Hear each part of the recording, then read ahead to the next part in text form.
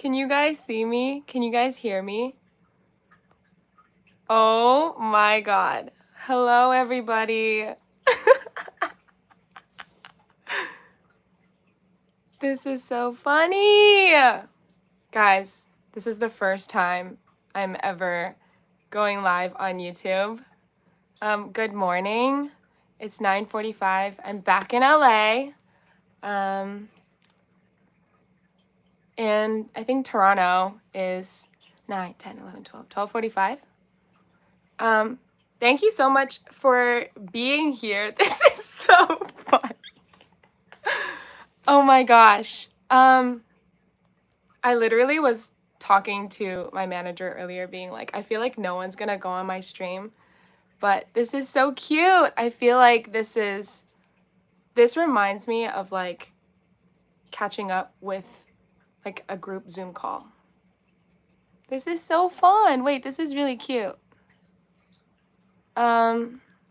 Anyways, we're here today because one of my favorite things, if not my favorite thing that I've ever created with friends and creatives is coming out. I Miss You So Much music video is coming out in literally like 15 minutes. The journey of this project has been incredible. How it kind of started was that I had gone through a slew of losing the people that I love the most in my life the past 2-3 years. And I also have always had an impending fear of dying. And I think, I don't know, for me, it's like the first time losing people that were really close to me in my life has impacted me in like a way where I started looking at mortality differently.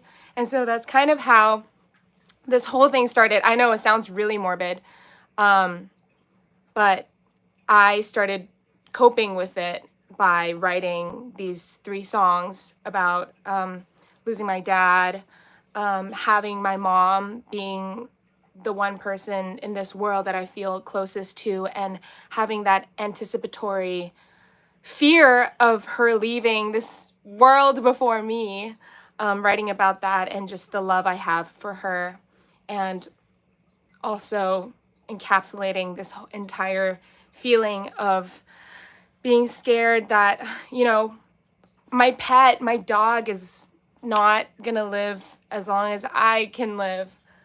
So all of that, I just started writing those 3 songs, and then to ultimately come to I Miss You So Much.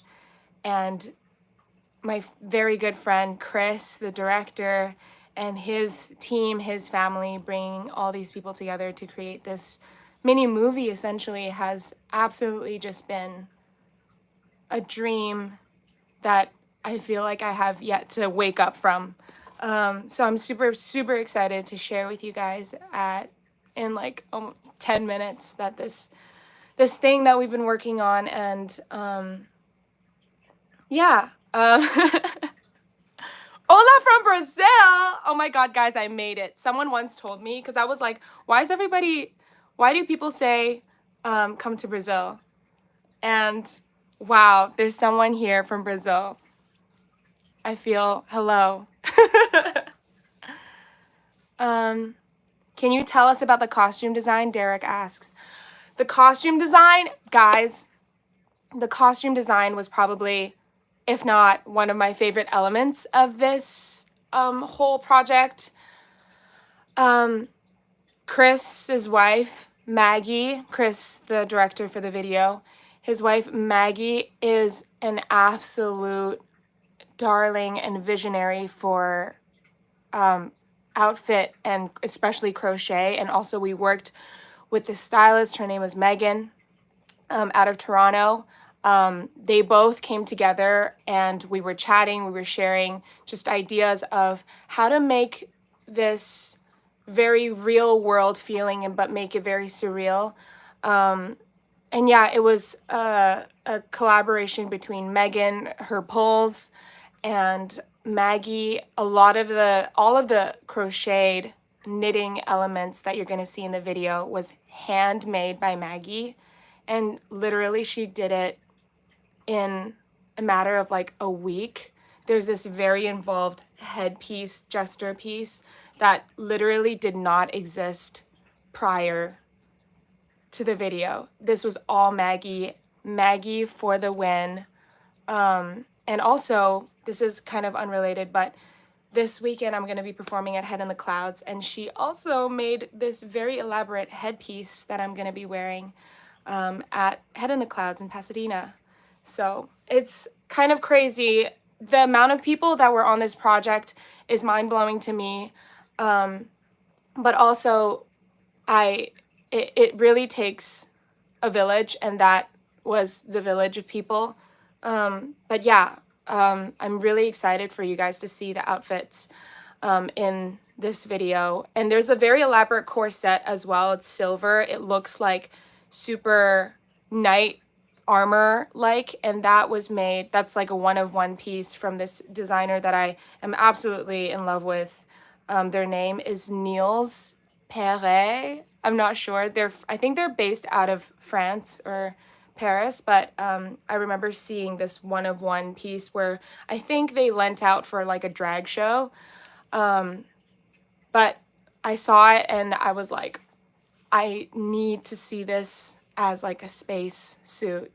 So that's another thing that I was really excited to wear and be part of this world for the video. Shout out corset guy. I think I'm gonna go through some of these questions because I put out an Instagram post of what you guys want to know. Some of them are video related, some of them are not. But I'm just gonna go through them. Adam asked, what's your favorite flavor of dinosaur?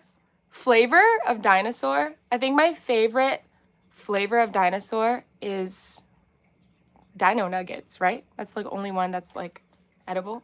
But I like the one, I don't know what it's called, but Tyrannosaurus Rex, is that what it is? With the little like triangles at the top?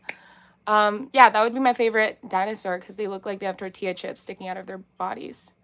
I made edits of Just a Girl, but posted it only on my Insta. Oh my gosh, thank you. Thank you for the love on Just a Girl. Are you a sci-fi fan? I am. Oh, it is a Stegosaurus. Dylan, you're right. I think it's a Stegosaurus, not a Tyrannosaurus Rex. I don't know. Am I a sci-fi fan?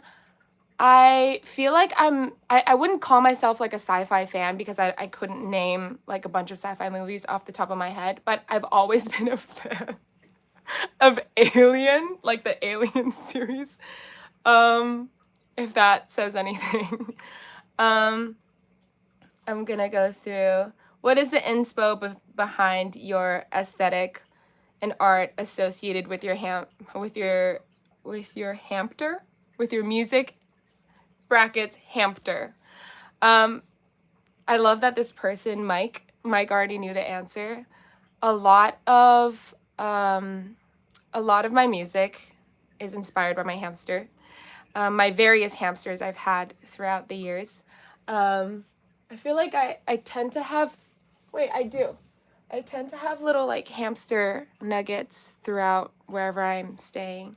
But this is Penelope from Hamtaro, if you didn't know.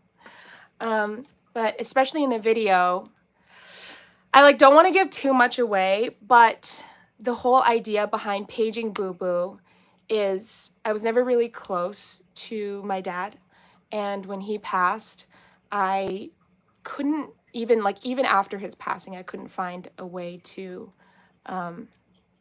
communicate with him. So how I did was I was talking to my deceased hamster Boo Boo, thinking she could be my little messenger in the sky to talk to my dad for me, because I still, even after his passing, couldn't bring myself to communicate with him. So Paging Boo Boo is part of the video. She is actually a huge part in the video. She is a mech.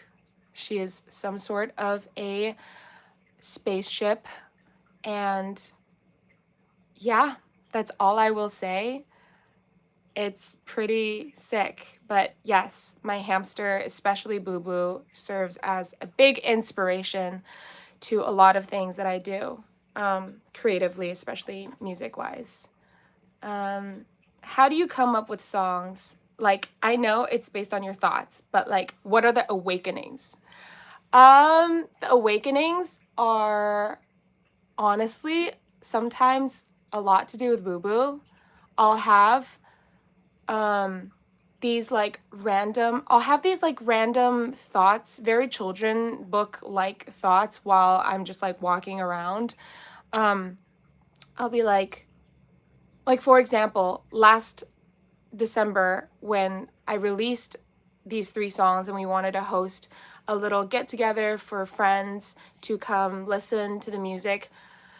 I was literally on the way back from tour, and in the car I was talking with JP. JP is the producer who produced all of these 3 songs, and we would just talk about like the hamsters, and we'll be like, oh my gosh, if Boo Boo was here and she could arrange things, she would probably want to throw together a hamster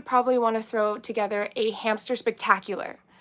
And then that literally, from that, we threw together a hamster spectacular at Gibson, with Gibson.